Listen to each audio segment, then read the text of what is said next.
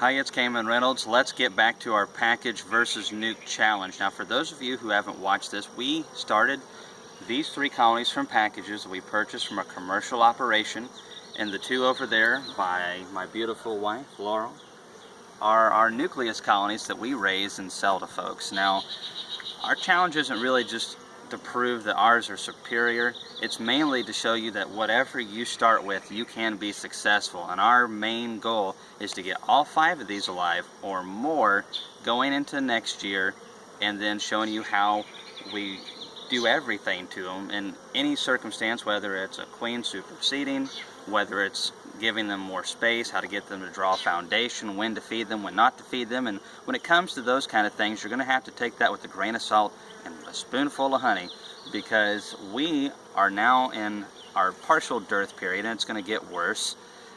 Our bees are just bringing in one type of pollen right now, and just because things are green and lush here does not mean we have blooming forage, especially when you have 4 other beekeepers within a few miles of here, and then we have very close to 100 colonies within a mile of here. So that's a lot of bee density. We're going to be moving some of them out, but even if you just had 20, it's probably too much for the location during this time of the year. Now, other parts of Tennessee are different, and if you're around certain types of agriculture, like my buddy Gus down in Memphis, then you're experiencing cotton flows and other types of cover crops and different things throughout the summer that we just don't get. Now, this location, I'm up on a ridge top. There's just a bunch of woods. Right now we're getting just a tiny bit off of the Dutch clover, and like I said, one type of pollen, which is yellow. It's not a lot. Now, on our big colonies, if you've watched our other videos that are 3, 4, 5 deeps, they have plenty of bee bread packed away, and so they can go through our summer with the honey that we leave them and the bee bread. And while they will not maintain their large population, they'll gradually coast down, and it's a healthy low coast until they get to the fall flow, and then the great fall pollens and nectar come in and they start ramping back up for healthy bees going through winter. However, these colonies do not have that luxury of surplus, and I promise you, in this location, yours might be different, but in our location, if we do not give them a little bit of protein and sugar syrup feed, they are going to greatly go backwards, and they're not going to do well. And we need large, healthy colonies going into our fall flow so they have plenty of forager bees. In my opinion, there's some research that proves this as well. Bees do not forage very successfully until they're around 8 frames of bees. It's not that they can't forage, but they just don't bring in a lot. They don't have a good forager to nurse bee ratio until they're at least 8 frames of bees. So the bigger, the better when it comes to capitalizing on that fall food. So anyways, that's just kind of a recap real quick. We're just going to kind of see where we are. And I imagine, because I've been in this area for 16 years doing bees, that it's going to be time to give our bees a little bit of supplemental feed. Now, our big colonies, they don't really need it.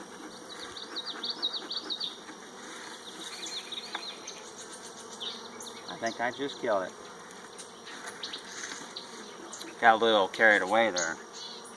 That's how not to light a smoker in 60 seconds. Ooh, hot. That's more like it. Now, one of the things that people often do wrong with their smokers is they get it kind of going like this and then they leave it alone. It needs to be kind of almost a yellow thick smoke. Thanks to the guys over at the co-op that let me get all the hay and straw and stuff that I want, especially this year. We're going through a bag like this every week and a half, so it keeps us pretty busy. Let's get into the nucleus colonies first. Alright, so now it's starting to get going good. I didn't get quite enough flames going. It's better to let the flames come out of the top, so I'm going to have to pump this more than I should. I lost my bee veil, so if you all see it in any of my videos, please let me know. I think I left it at one of the mating yards, but I'm not sure. I've looked all over the place. Maybe my son Jimmy hauled it off. Oh, by the way, those are some wild Tennessee raspberries right there. We just pulled them out of the woods and started babying them and boy, they're delicious. We have to put a netting over them to keep the birds away and the chipmunks and all that stuff. But oh man, what a nice snack. And they're really good for 3-year-olds, but you just got to keep those 3-year-olds out of the way, because I seen that boy just sit there for like 20 minutes straight, just picking at them and eating them. Chipmunks would starve if I left him out here. All right. I'm really not a huge fan of inner covers. Now, one of the reasons we need to feed is we want to finish drawing out the rest of these combs. Combs are so important. If you have not watched our video on why I think combs are so important, then I'll link it up here. It's pretty much talks about why a lot of beekeepers are telling other beekeepers to throw away their combs every couple of years. Oh wow, they've done a really good job drawing this out up here. Stick that up there. That way they can crawl back into the hive if they want. Whoops, that is not something you want to do. Alright, now if you've got a frame feeder in like I do, we're fixing to fill these things up. I want to fill them up all the way and get them to finish drawing out what comb they have not. Just pull out that frame feeder. We want to see some brood. The brood's going to tell us if the bees are nutritionally stressed or not. Oh wow, there's just larvae all in that right there. And that's pretty good. They've got a little bit of honey and nectar around it. I don't know if the lighting's very good. It's pretty early in the morning. And then this is just all honey on this side, so that's really good. Just keep in mind that bees eat a lot of food. Honey is their fuel, and nectar. They actually prefer nectar, but you know, they've got to keep it preserved. Well, I've glued this one down below, and there's no way to 100% prevent that, even using proper bee space. It happens, especially during a flow. Bees are just looking for any place to put it. Wow, more larvae. That's awesome. Now, bees like to put their honey stores above. It's just a natural tendency of theirs, which is great for us. Alright, now check this out. This might help you out. I've had a few questions on this. Those last two combs were filled out pretty good, but look at this one here.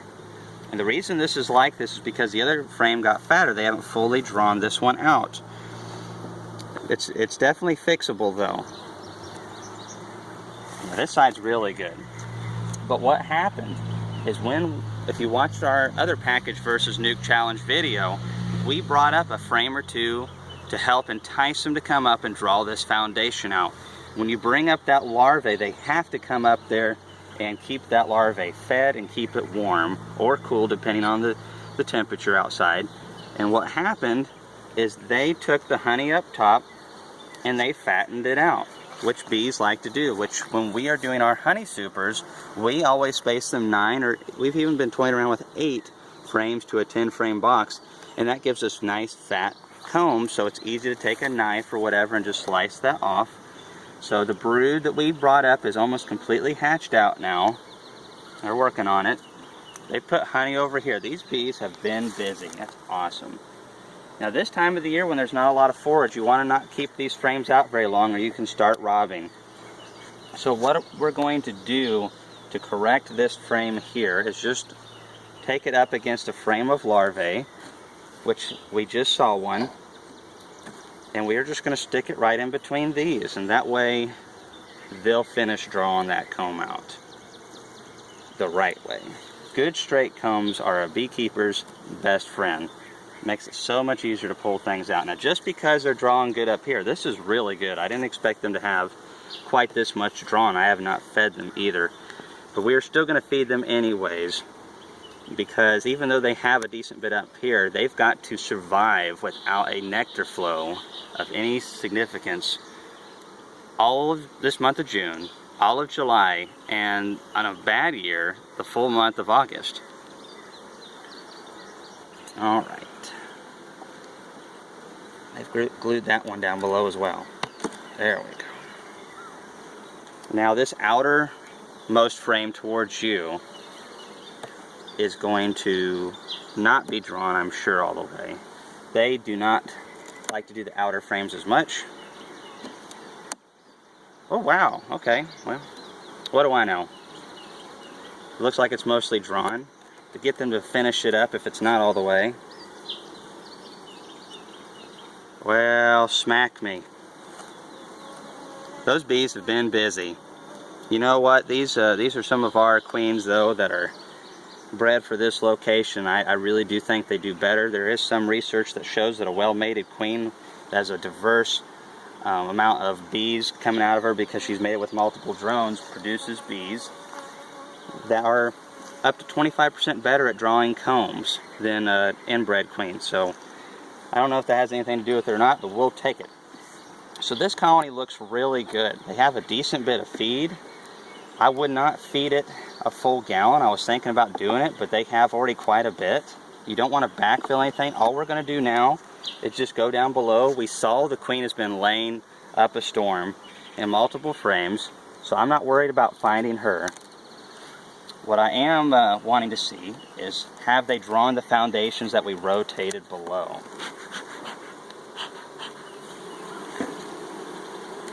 Oh goodness. That's awesome. Alright, so yeah, so they've done a couple interesting things here. They fattened up these combs, and we're going to have to correct this. They've really fattened these up, which is to be expected. So we're going to move these out of the way so we don't roll the queen. I think she's down below.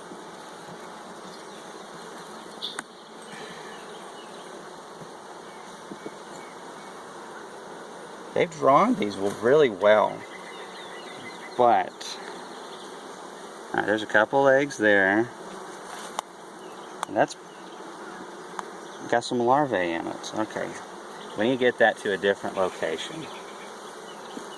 There's brood over on this one. I can see the capped brood, so we're going to rotate that there. Okay, we have 3. Okay, we have 9 frames down in here. So we are going to space these out evenly as best as possible. Now there are frame spacers out there. I recommend you get one. I lost that too. It's probably where the bee veil is. I'll just eyeball it a little bit. So this is the other frame that we took from the top and dropped it down. They have not fully drawn it, but the queen has been using it up, which is great. Oh wow. Yes sirree. Reinforcements. Now, one thing I want to mention, I have yet to see any bee bred. In all of these frames, there should be, in a healthy, robust hive, honey, little bits of pollen and bee bread, pretty much the same thing, and then brood. In all of these larvae frames, I have not seen any pollen. This is bad, and this is one of the reasons why I bring up the dearth period, is because we are not going to have any substantial pollen coming in for a couple months, and they cannot raise healthy larvae or bees period without that protein. I just love good queens. This was one from September, but she's still laying away. There's no protein down in there whatsoever. This is not good. Now, bees have a reserve in their body called the fat body, and this can last a little while. So right now we're not seeing really symptoms of nutritional stress. I promise you, you come back here in a month and things are going to be totally different. And a lot of beekeepers don't, oh there we go, that's a whole lot better. A lot of beekeepers don't really know what to look for, but what you're going to see is larvae that have like no royal jelly down in there with them. And their lifespans are going to be 25% or shorter than what they would be if they were fed a nutritious diet, which is rough on the colony. Smoke follows beauty. And then on top of that, the varroa mite populations are going up. They feed on those fat bodies, so it's a double whammy. And by the time you start getting to August, when the nutrition starts coming back in, you have a weakened colony, maybe even virus-ridden if the mites have gotten out of hand. and they're not going to produce a significant amount of fall crop, and then you end up going into winter with a weak cluster that might even have too many varroa mites, and then you usually experience what a lot of people see as an abscond, where the bees just up and leave, and that's because they're virus ridden, and it's a combination between the varroa mites, the viruses that they introduce, and the lack of nutrition. But yeah, these girls need some protein. So in our next videos with the package versus nuke challenge, we are going to be throwing patties on here, some tips to avoid small hive beetles, and we're going to be giving some sugar syrup feed. We want these colonies robust, and like I said, if we're going to try to split some of these things and make more colonies, insurance colonies. One other thing to mention is that these colonies are not like an established colony. Like I said, an established colony has all those frames of bee bread. I have big colonies that I see literal, 4 or 5 frames that's 70–80% bee bread down in there. I haven't seen a single one of these. There might be 1 or 2. I'm hardly seeing any pollen coming into the hive. So that is not good. And I know the nectar flow's fixing to end. So things are fixing to get bad. But I've experienced this the hard way multiple times. So what we're doing is just taking these thin frames where they haven't drawn them out all the way, and we're sticking them next to each other. And then they're going to straighten those back out. This is a really good looking hive though, and with some TLC we're going to be able to split this hive and be able to get them both over winter hopefully and make plenty of honey. Alright, let's scoot this over just a little bit. I want to try to get a frame spacer again. I know it's around here somewhere. Alright, so let's throw on that next box, smoke the bees down just to get them out of the way. I don't like smoking a lot, but I don't like crushing bees either if it can be helped. And so you'll get this other box and smoke these bees up. And I just got a splinter, I think, from my box. Goodness.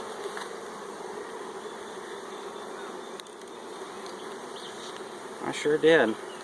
That wasn't too bad. Alright.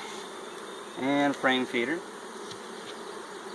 So basically, when we do our inspections, this time of the year when we get into summer, I want to check the bees at least every other week and make sure that they're okay. The queen is laying. We don't always have to spot the queen, but we need to see young stuff. It takes 3.5 days. Goodness. For the eggs to hatch, so we want to see some eggs, all that kind of stuff. Get down in there. This hive is looking good though. Just a little 5-frame nuke not long ago. Look at all that new comb. That's so good. Now bees don't raise combs through our summer dearth. Not without some supplemental feed, and they still don't do it very well. There's just nothing like the real thing. That smoke is getting to me. Alright, we're going to do this one a little quicker. Like a lot. Wow, look at all those bees. Now they haven't drawn near as much. This is the weaker of the 2 nukes. Sorry, well. Alright.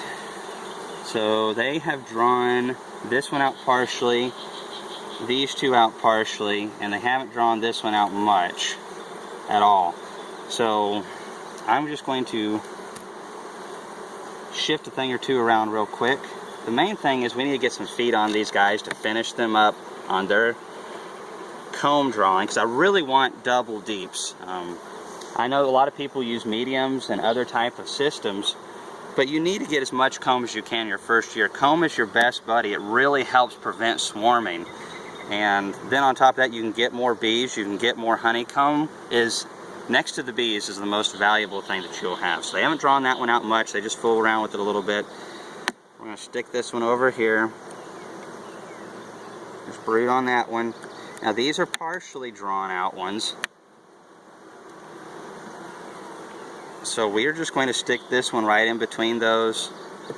And then we're going to hit this colony with a good bit of feed. We're probably going to hit this one with 1/2 gallon. This one doesn't have near the resources and needs to draw more comb. So we are going to, yeah, it looks pretty good.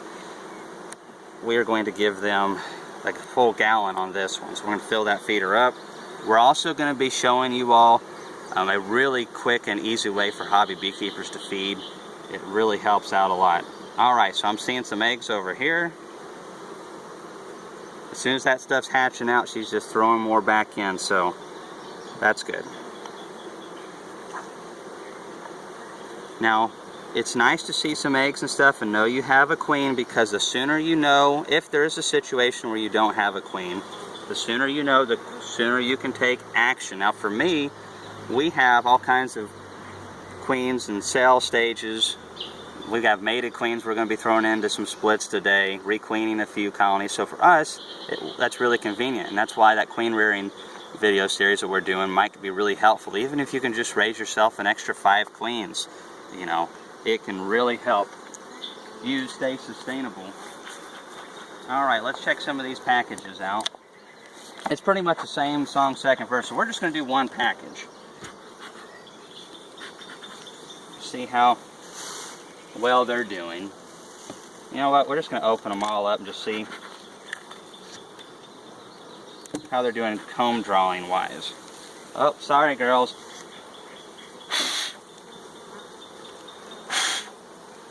Well, that created a little bit more work for them to do. I'm sure they're going to love me for that. Now, as far as entrance reducers go, okay, this would be a good time to put one on. I know our bees are going to start robbing each other before too long. Get this veil on. Alright, so what you can do, this is a full entrance right here, is you can just slide it in. A lot of times I'll do something just like that, give them enough space to work with. I mean, I've got some partial ones, just something like that. I don't get really fancy with mine. The best defense on a colony is strength in numbers. Alright, this package is not near as good as either one of those nukes. This is the one that's kind of a little bit weaker, the packages, but so they've drawn a couple of these, and that's it. This one's drawn 2, 3, partial of 4, and this one's worked on 2 plus 1. Now they might have drawn some of the ones below, but that's not super impressive. You know, our nukes at one point were kind of a similar size than these things.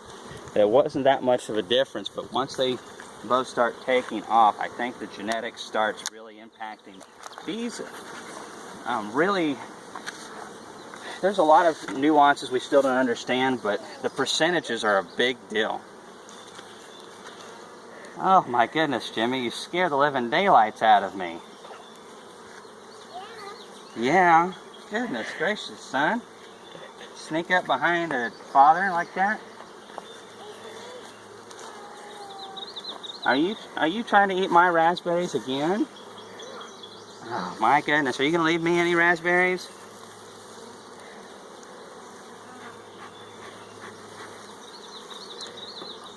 Tell you what, the only thing more interesting and fun than beekeeping is children. You think beekeeping's complicated? Okay. So the queen's laying eggs in here again. Oh, you hurt yourself? On the tree? Well, they got thorns, Jimmy. Alright, so let's see if you can see this real quick and then we'll wrap this up. So I gotta get that boy some berries. Now, they're drawing this out a little bit. They're not gonna finish drawing this out with some sugar syrup because there's not enough honey coming in. This darn smoker just loves me today. Alright, and so look at this down in here if you can see it. We have just tiny bits of bee bread down in there. This is going to catch up with this quickly, and then our bee larvae are going to be really unhealthy. They're not going to have royal jelly or worker jelly to feed them, and things are going to go downhill really quick. And I feel like that is a lot of the reasons beekeepers in the south and areas or out west where you have periods of dearth is your bees look really awesome in springtime because they have optimal nutrition coming in, and maybe you're feeding them a little bit. But then these bee gurus are like, don't feed them any sugar syrup, it's bad for the bees. and all this kind of stuff, which is baloney. But you know, they have a couple little points they like to make, like bees die if you feed them sugar syrup quicker. And you know what the reason for that is because it's not as nutritionally as healthy as the real stuff. Duh. If you fed me hot dogs and chips all the time, I'm not going to live near as long as if I'm eating raspberries, kale, you know, some free-range meat or something like that. You know, diet is extremely important to all creatures, and with the honeybees, bees do live much longer when they have a diet of real balanced pollens coming in and having good nectar. However, there's some nectars out there and some pollens that are not even that nutritious or actually can be bad on the bees. So it's not just the whole sugar syrup and pollen sub thing. But yes, the bees will live a little shorter of a lifespan if they don't have as good of nutrition. But it's a whole lot better than them going downhill cannibalizing their larvae, which they will do if they don't have enough nutrition. And then you end up with a weak colony. Varroa mites are still going up, nutrition's going down, population's going down. All the factors are going against you. Give your bees a little bit of feed and help them out. We're going to be showing you all the things we do to keep these things fed up, beefed up, survive, and then next year be a robust colony that'll be more sustainable. This is like a baby calf. This is its first year. Next year, hopefully we're going to have a couple bulls and some good mama cows. So anyways, thanks for watching our videos. Any comments or questions, leave them below.